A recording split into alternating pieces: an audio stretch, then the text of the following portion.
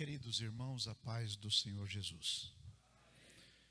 Inicialmente eu quero agradecer a Deus pela honra e o privilégio de poder estar com tão nobres irmãos. Agradecer a Deus pela notável recepção do corpo de obreiros da igreja. Glória a Deus, coisa linda, trabalho maravilhoso. Deus abençoe, pastor Rogério.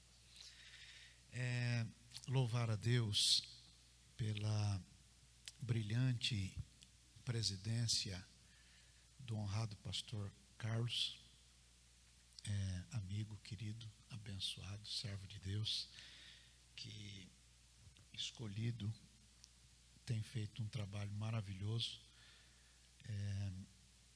ganhou uma missão muito importante, que é de seguir o sonho do pastor Josué Medeiros, nosso honrado fundador.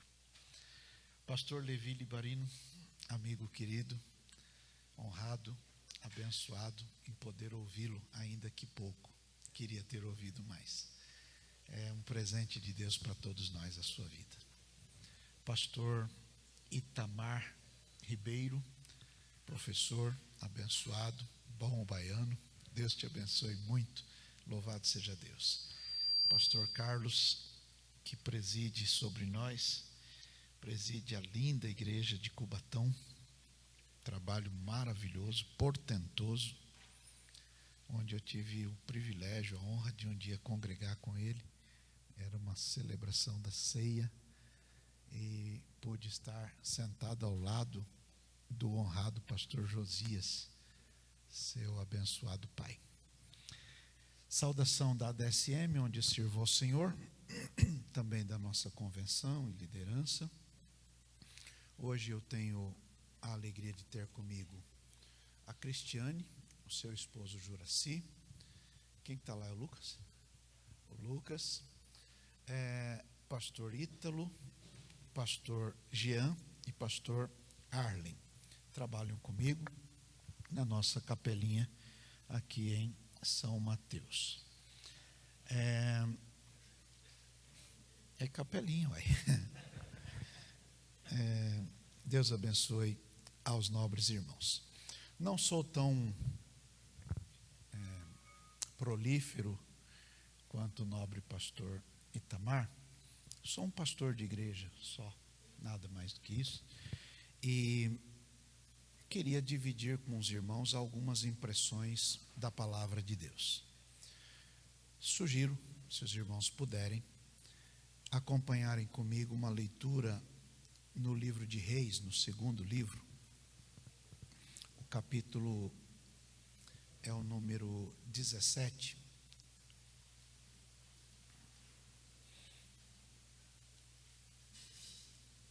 Estamos no pós-pandemia. Nós tivemos a honra de fazer lá em São Mateus, ainda sob comando do pastor Josué, o primeiro Elite. Acho que foi o primeiro, que foi por videoconferência. Foi o segundo? Segundo por videoconferência. Foi feito do púlpito da igreja, uma participação. Isso nos honra muito. Bom, vamos lá. Segundo livro dos Reis, capítulo 17, versos 4 até 6. Porém o rei da Assíria achou que Oséias estava em conspiração, porque enviara mensageiros a So, rei do Egito, e não pagava presentes ao rei da Assíria cada ano, como dantes. Então o rei da Assíria encerrou e aprisionou na casa do cárcere a Oséias, porque o rei da Assíria subiu por toda a terra e veio até Samaria e a cercou 3 anos. No ano 9 de Oséias, o rei da Assíria tomou a Samaria e transportou a Israel para a Assíria, e fê-los habitar em Ala, em Abor, junto ao rio Gozã, e nas cidades dos Medos. Segue a narrativa do dia em que Israel perdeu Samaria. um dia triste, um dia complicado. No verso 24, os irmãos lerão que o rei da Assíria trouxe gente de Babel, de Cuta, de Ava, de Ramate, de Sefarvaim, e fez esta gente habitar em Samaria, em lugar dos filhos de Israel. Tomaram Samaria em herança e habitaram nas suas cidades. E no princípio da sua habitação ali não temeram ao Senhor, e Deus mandou leões que mataram muitas pessoas. Muitas pessoas morreram, e então conversaram com o rei da Assíria, e o rei da Assíria, com uma canetada, mandou um sacerdote para lá. E o sacerdote ensinava o costume do Deus da terra, e o povo misturou coisas de Deus com coisas de idolatria. Isso gerou um balaio de gato complicado, e aí está a origem de samaritanos e judeus não se combinarem. Esta é a razão, perfeito? A partir desta visão, eu prometo que paro exatamente no momento tratado. A partir desta visão, gostaria de pensar com os irmãos que Deus, pelo Espírito do Senhor, não gosta de perder ninguém. Eu fiquei ouvindo com atenção as estatísticas trazidas pelo servo de Deus, pastor Itamar, lembrando das coisas que os irmãos têm sofrido lá, e gostaria, com humildade, apresentar aos irmãos que o Senhor tem sido generoso conosco, tem nos abençoado muito. O avivamento na igreja tem sido muito grande. Muitas pessoas têm sido batizadas com o Espírito Santo nos cultos de domingo. Ontem, domingo passado agora, tivemos um grupo de crianças cheias do Espírito Santo, um negócio que tem trazido muita alegria. E no período da pandemia, exatamente no período da pandemia, a DSM enviou 43 jovens para a janela 1040, na Síria, Iraque, Jordânia, aquela região, Egito, e os irmãos estão lá. Jesus está salvando gente, está batizando gente, está fazendo coisas maravilhosas. Eu vou tirar daqui para dizer aos líderes.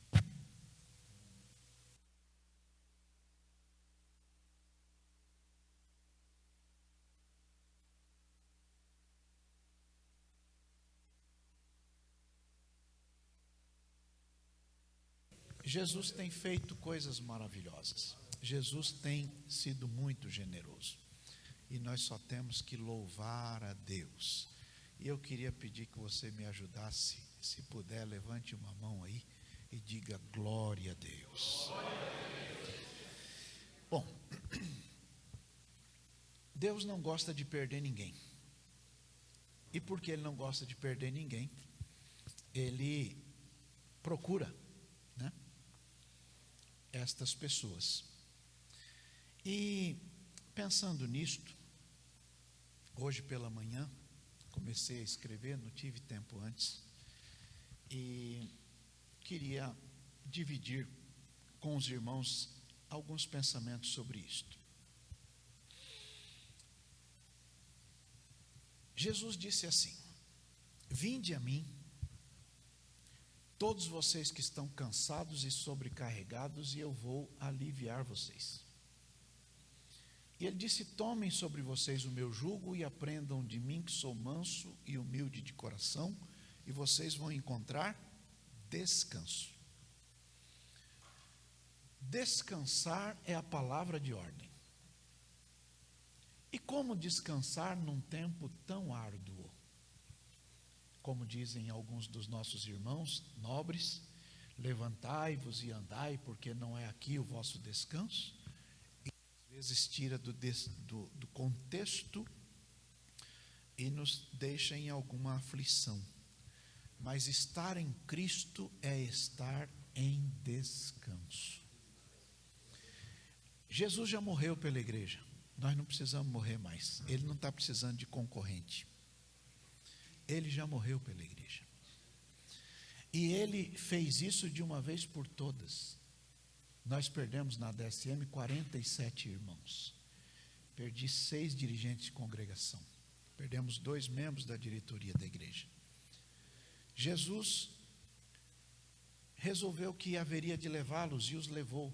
Eles estão muito bem. Apocalipse, capítulo 14, verso 13, a Bíblia diz: bem-aventurados os mortos que desde agora morrem no Senhor, diz o Espírito, para que descansem das suas obras, suas labutas, suas fadigas, e as suas obras os sigam. Eles estão, pastor Nerildo, Deus te abençoe, que alegria te ver, que eles estão melhores do que nós.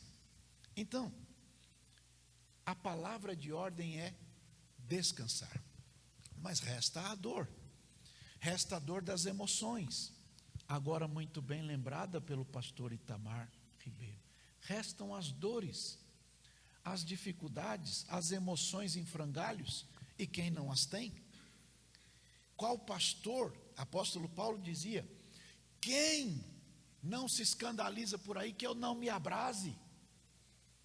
Não foi isso que Paulo escreveu?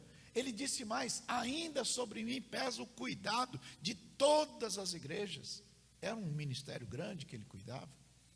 E nós, cada um de nós, com seus afazeres, eu tenho lá um pouquinho de congregação, 300 e poucas lá, e isso traz preocupação.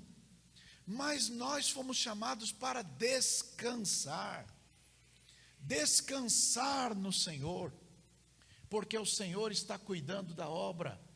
Deus continua cuidando da igreja, Deus continua cuidando do ministério, Deus continua cuidando dos pastores, Deus continua salvando, Deus continua libertando, Deus continua curando, Deus continua batizando com o Espírito Santo, Deus continua levantando pessoas, Deus está cuidando do caixa da igreja, Deus está cuidando das finanças dos irmãos, Deus está cuidando de cada membro da igreja. Somos filhos dele, ele é o nosso Pai, ele é o Senhor da obra, a ele seja a glória.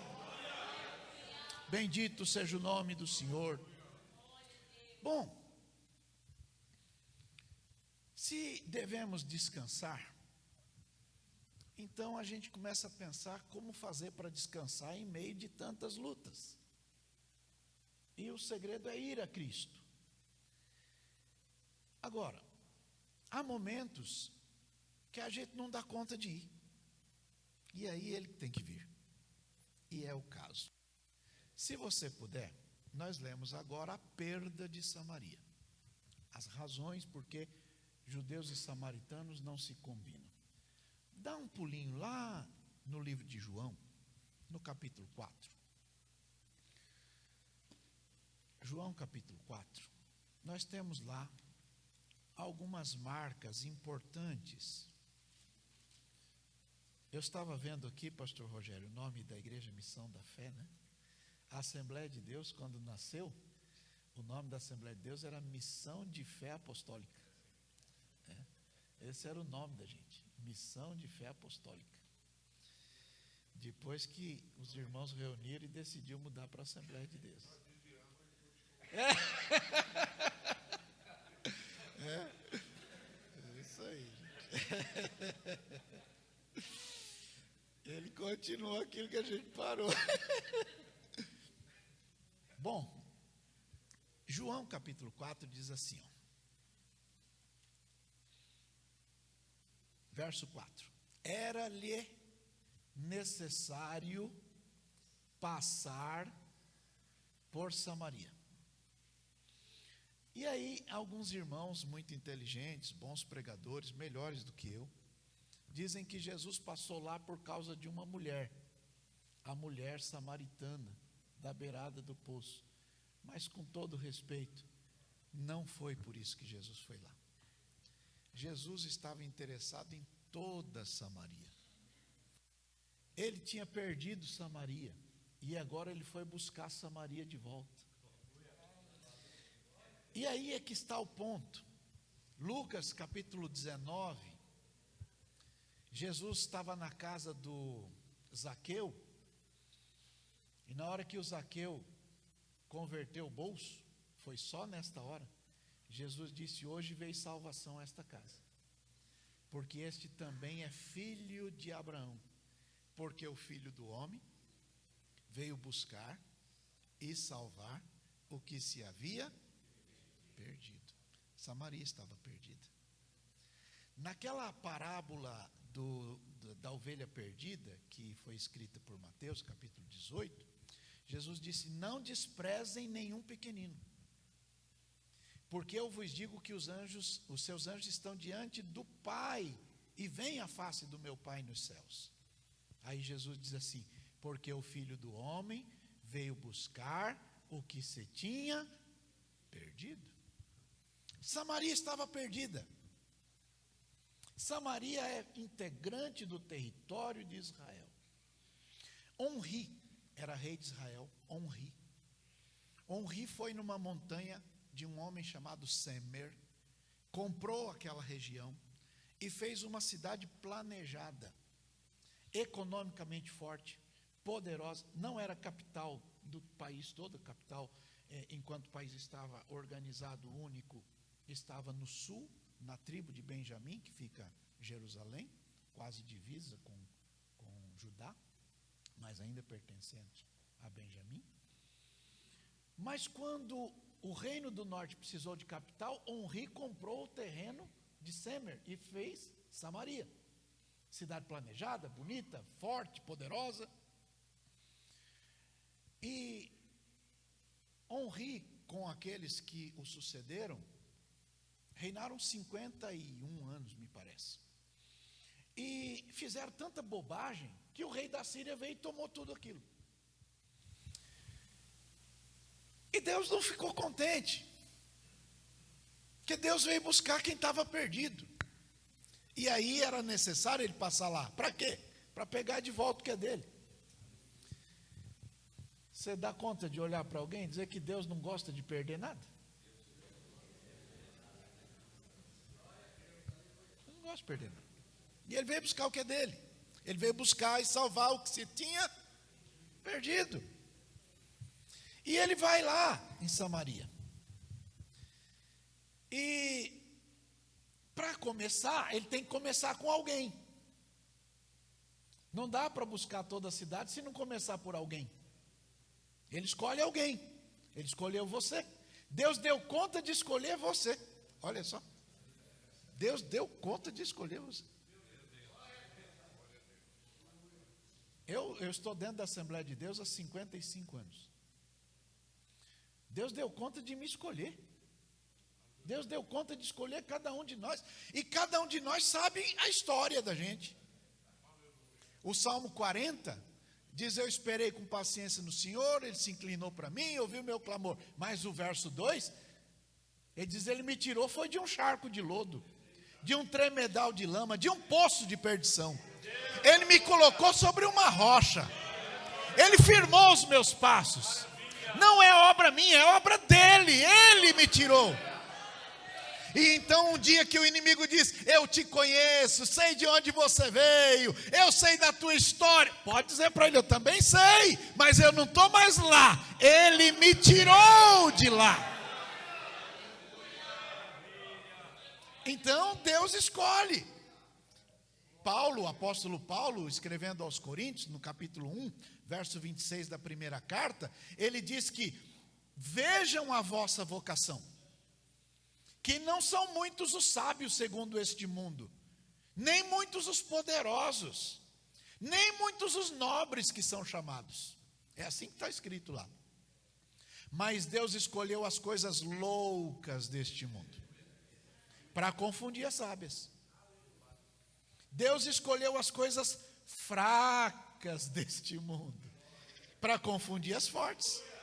E Deus escolheu as coisas vis, vil é sem valor. Deus escolheu as coisas vis deste mundo, as desprezíveis, as que não são, para aniquilar as que são. Para quê? Para que nenhuma alma se glorie perante Ele. Serviço de pastor não é se gloriar diante de Deus. Cada vez que pastor vê o que Deus faz, pastor se dobra mais, porque a misericórdia de Deus está agindo por ele. para que nenhuma alma se glorie perante ele. Mas vós sois dele em Jesus Cristo, o qual foi feito por Deus sabedoria, justiça e santificação e redenção. Para que, como está escrito, aquele que se gloria, glorie-se no Senhor. Esta palavra redenção é que me chama a atenção. Jesus nos escolheu deste mundo, mas ele precisou nos redimir, para que a gente pudesse servir. E Deus escolheu, lá em Samaria, uma mulher esquisita. Imagina uma pessoa que nasceu, bonitinha, boa família, pai cuida direitinho, pai tem ciúme de filha, né? Eu tenho 2 filhas. Quando a minha primeira filha foi casar, luta, gente, está casada há 6 anos. O marido dela é um homem de Deus, crente, decente, servo do Senhor, obreiro, pastor na igreja. Mas é uma luta, gente. Senta aí, meu filho, você é crente? Sou. Você respeita seus pais? Sim. Você estuda? Sim. Você trabalha? Sim. Que hora você levanta? Você é dizimista fiel? Se não for dizimista fiel, não caso com a minha filha de jeito nenhum. De jeito nenhum. Não. Eu quero ver minha filha próspera. Oxe. O segundo que chegou, a mesma história. Quando a filha vai casar, é uma luta, gente. Agora imagina que essa menina se casou.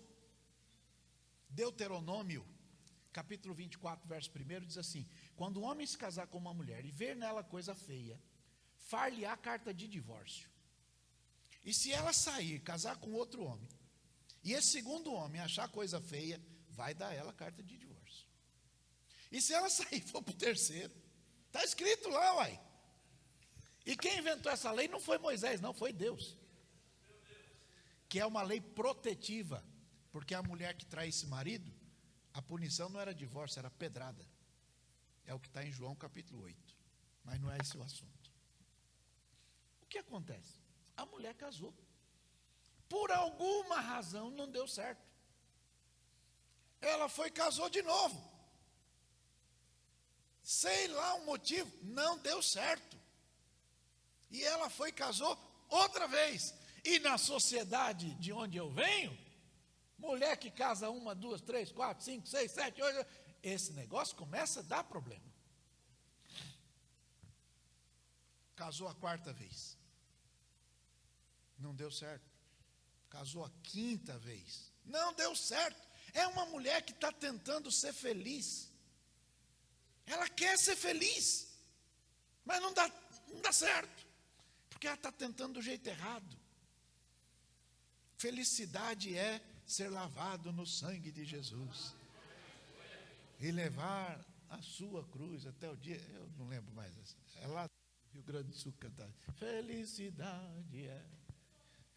Antigo isso, né? Vocês que são mais antigos, vocês lembram. Ela tentou, mas não dava certo. Então, era necessário Jesus passar em Samaria. Para salvar aquela mulher? Não, para salvar Samaria inteira. Só que para isso ele precisava começar por alguém. E Jesus não escolhe como o homem escolhe. Já tem a lição da casa do Jessé. Jesus não vê como o homem vê. Jesus não avalia como o homem avalia. Jesus não distribui ministério por causa dos diplomas de parede. Jesus não dá funções por causa de atributos pessoais. Ele pega coisa que não é, para confundir a que acha que é, para que todo mundo saiba que quem manda é Ele, que a obra é dEle, que o poder é dEle, que a glória é dEle. Bendito seja o Senhor. E ele foi lá. Legal que ele tinha 12 obreiros. Obreiros, gente boa. Todo obreiro é gente boa. Todo obreiro é gente boa. E Jesus tinha 12 irmãos bons, tudo crente. Só Deus entende crente.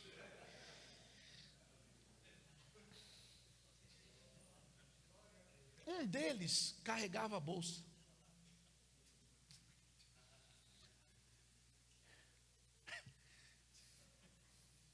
E ele não era muito convertido. Mas quando chegaram naquele poço, o poço tem uma história interessante.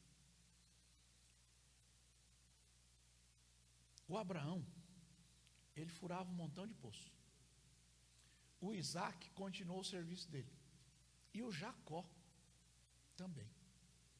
Agora imagina o Jacó fazendo um poço no deserto com ferramentas rústicas, sem saber que Deus ia usar aquele esforço dele, muitos anos na frente, para resolver um problema que ele nem sabia que ia existir. Se você fica dizendo que o teu esforço ninguém está vendo, reveja o teu conceito. Porque Deus está vendo. E Deus pode usar o teu esforço de hoje para resultados grandes de amanhã. E ele está fazendo aquele poço, ele não sabe o que vai acontecer lá. Mas o poço continuou. E um dia Jesus chegou no poço que o Jacó fez. Um dia Jesus foi no poço que o Jacó fez. E está lá. Os 12 obreiros estão com ele. 12 obreiros. Sabe o que eles foram fazer? Leia o que está escrito aí. João capítulo 4.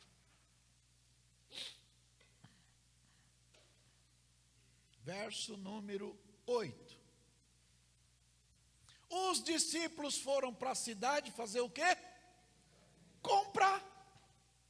O obreiro que anda com Jesus, compra. O obreiro que anda com Jesus tem poder de compra, é cabeça, não é cauda. Posso tudo naquele que fortalece. Eu ando com Jesus, eu posso, eu faço. E vamos comprar. Agora imagine uma cidadezinha desse tamanho, pequenininha, pastor Levi, menor do que Carapicuíba.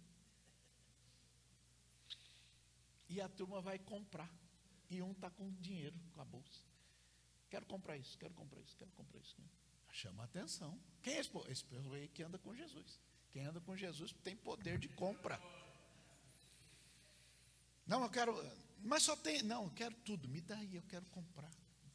Porque eu ando com Jesus.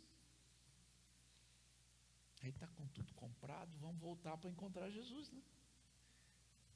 Só que nesse intervalo que eles estão na cidade comprando, Jesus está conversando com uma mulher que não vale nada, com as emoções em frangalhos, que vem tentando ser feliz faz muito tempo, que tudo que fez na vida deu errado. Pensa numa pessoa por quem ninguém dá um palito de fósforo já arriscado. É aquela dona lá. Ninguém quer ficar. Ela vai buscar água numa hora que ninguém vai, só para não encontrar ninguém. Mas ela encontrou Jesus. E Jesus disse para ela assim: você pode me dar um bocadinho d'água, moça? E ela olha para ele e diz assim: como é que você, sendo judeu, vem falar comigo que sou samaritana? Lembra da história lá de Reis? Não dá, não combina, não dá certo. Jesus olhou para ela e falou assim: se você soubesse com quem você está falando, é você que ia me pedir água, e eu ia te dar água viva. Então a mulher disse: você não tem nem como pegar água aí. Conversa. O poço é fundo. Você é maior do que o Jacó, que deu esse poço para a gente? Aí Jesus disse assim: ô moço, quem beber essa água aí vai ter sede outra vez. Mas quem der a água que eu der, nunca mais vai ter sede. Porque vai fazer dentro dele uma fonte que jorra para a vida eterna. A mulher olha para Jesus e diz assim: então me dá dessa água, para eu não precisar voltar aqui.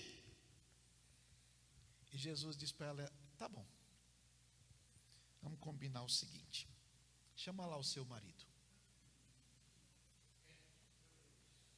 Então, entrou no problema dela, nas emoções dela, no coração dela, no que estava sangrando, nas tentativas de erros sucessivos. E Jesus diz assim: chama ele lá. Ela disse: não tenho não. Eu já vi cada asneira de gente que diz que é pregador falando disso. Um deles, colega de academia. Cada bobagem, meu pai. Acho que eles vão ter muita dificuldade de conversar com Jesus quando chegar lá. Mas a mulher disse: eu não tenho marido não. Aí Jesus falou: tá certo, você já teve 5. E o que você tem agora não é nem teu marido. Por isso que ninguém quer ficar perto de você, porque cuidado com aquela moça lá, ela já destruiu 5 famílias, sabe? Gente esquisita. Bom, ela olha para Jesus e diz assim: o senhor é profeta, é?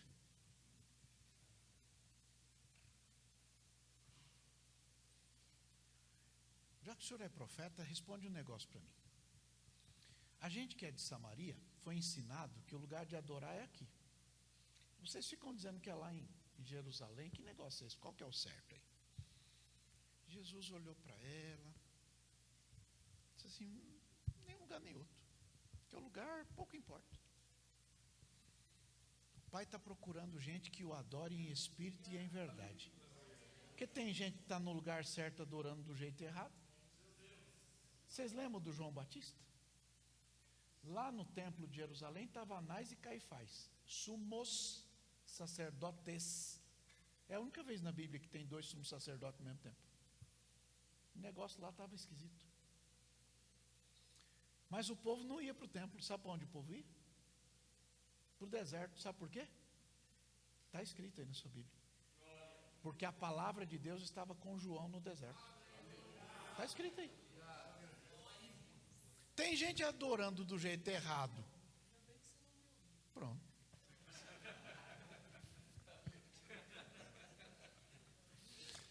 Gente adorando do jeito errado no lugar certo e gente adorando do jeito certo no lugar que tido como errado. Jesus então diz assim: vocês adoram o que vocês não sabem, nós adoramos o que sabemos, porque a salvação vem dos judeus. Jesus que falou isso. A conversa se desenrola. A mulher diz assim: quando o Messias chegar, ele vai ensinar essas coisas para a gente. Jesus diz para ela assim: sou eu, dona. Sou eu que estou falando com você. E quando Jesus diz essa frase, os 12 estão chegando com o que compraram. As sacolas de compra. Só que eles não ouvem a conversa de Jesus com a mulher. Eles estão chegando e a mulher está saindo. Não se encontram. Eles chegam com tudo que compraram. E dizem para Jesus assim: come. E Jesus olha para eles e diz assim: eu tenho outra comida. A minha comida é fazer a vontade do meu Pai que está no céu. Vocês já não viram que o campo está branco para ceifa? Está na hora de buscar gente. Está na hora de ir atrás de quem está perdido. Está na hora de ir atrás de quem se perdeu pelo caminho. Pastores, está na hora de irmos atrás de quem ficou pelo caminho. Está na hora de usarmos as ferramentas que Deus nos deu para ir atrás de quem se perdeu. Está na hora de levantar de novo e ir atrás, gastar sola de sapato, conversar com a turma. Está na hora. E aí os obreiros estão dizendo para Jesus assim: mas está na hora de comer. Jesus: não, meus filhos, eu botei vocês para trabalhar numa seara que vocês não plantaram. Eu disse para vocês que eu tenho 55 anos de Assembleia de Deus, mas eu não plantei isso aqui não. Quando eu cheguei já existia. A cadeira que eu sento, outra gente já sentou antes. Sabe quem sentou antes de mim lá? Antônio Iannone. Sentou na cadeira que eu sento. Sabe quem sentou na minha cadeira? Antônio Pastore. Sabe quem sentou na cadeira que eu sento? Lupercio Verginiano. Antes de ser presidente do Brasil, ele era presidente de São Mateus. Sabe quem sentou na minha cadeira? José Eduardo Modesto. Sabe quem sentou na minha cadeira? Miguel Bento de Souza. Quando eu cheguei, isso aqui já existia faz tempo. Eu cheguei, foi muito depois. Muito depois. Manuel Ferreira sentou na cadeira que eu sento. Bispo Manuel Ferreira. Eu cheguei, foi muito depois, gente. Jesus está dizendo, vocês foram colocados para trabalhar num lugar que vocês não semearam. Por que a gente fica achando que a gente é o rei da cocada? Jesus nos colocou para trabalhar. Levanta a mão aí e diga glória a Deus que Ele nos deu chance. Lembra daqueles meninos que estavam lá na beira da rua e passou o homem lá dizendo, vocês não foram trabalhar não? Não, ninguém me contratou até agora. Mas já é tarde. Então até minha marmita está fria aqui, ó.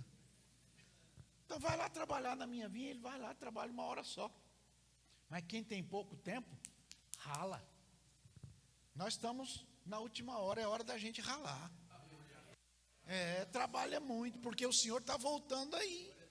E na hora de pagar, Ele paga direitinho.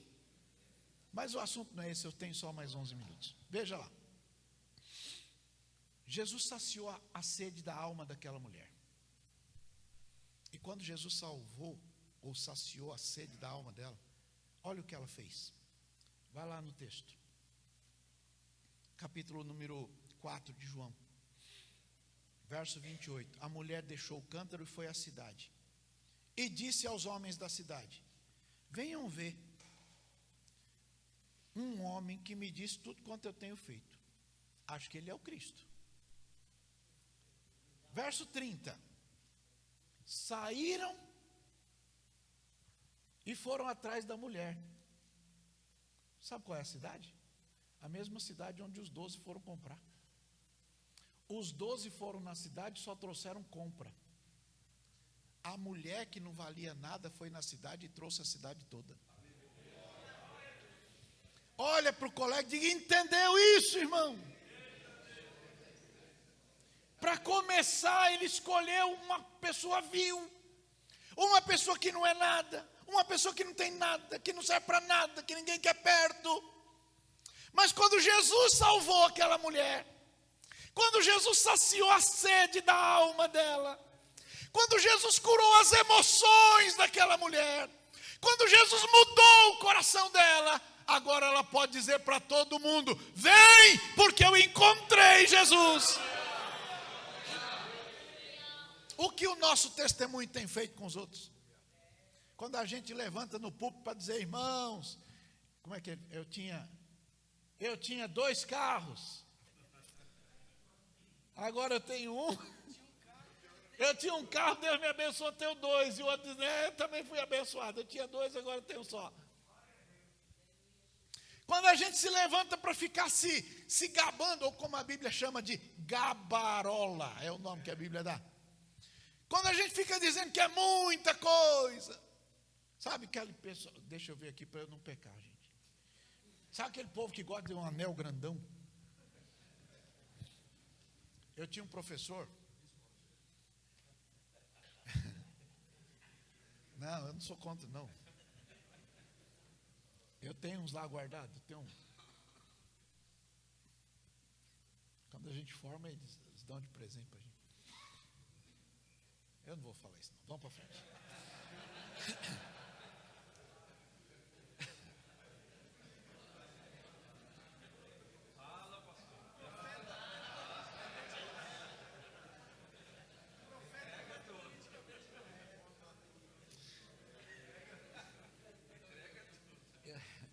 Eu tinha uns alunos no primeiro ano do curso de Direito, eu ensinava para eles assim, quanto maior o anel, mais burro o bacharel. Porque quem precisa ficar mostrando o que tem, significa que não tem.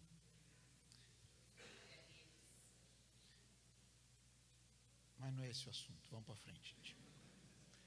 Esta mulher que não valia nada, trouxe para Jesus todas aquelas pessoas com quem os 12 obreiros tiveram contato.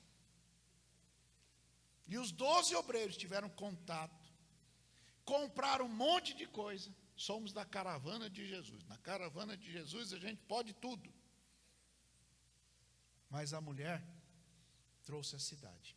Agora continue lendo o verso 39.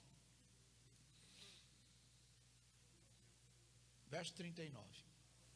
Antes de eu ler o 39, é importante que a gente leia o 35. Jesus está dizendo para os obreiros sobre a comida, e ele diz assim: vocês não dizem que falta 4 meses para a ceifa? Eu vos digo, levantem os olhos e vejam a terra que já está branca para a ceifa. Gente, estamos no último tempo. Nós estamos no último tempo. Estamos no último tempo. Eu não tenho dúvida disso. E então, Jesus disse: quem ceifa recebe galardão para a vida eterna. Porque junta fruto para a vida eterna. Porque assim como que semeia, como que ceifa, os dois fiquem felizes. Eu trabalho hoje num lugar que eu não plantei, mas eu estou plantando para o que vem depois. Né? Lá na Israel tem um ditado que diz que quem planta tâmaras não come tâmaras daquela, né? Porque demora. A gente não pode deixar de plantar só porque não vai comer dali. Quem quiser alface, com 30 dias dá. Mas nós não estamos interessados em alface, não é? Então veja, verso 39, verso 38. Eu vos enviei a ceifar onde vocês não trabalharam, outros trabalharam e vocês entraram no seu trabalho. Verso 39. Muitos dos samaritanos daquela cidade creram nele, pela palavra dos 12 obreiros? Pela palavra dos pregadores? Pela palavra de quem? Daquela mulher. Daquela mulher que testificou. Queridos irmãos, quando a gente inicia um trabalho em algum lugar, eu comecei alguns, tem gente que fica procurando nos palácios. Jesus nos dá uma lição tão tremenda.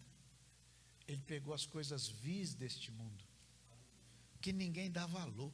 Gente, vocês já pararam para pensar que Jesus deu conta de escolher cada um de nós?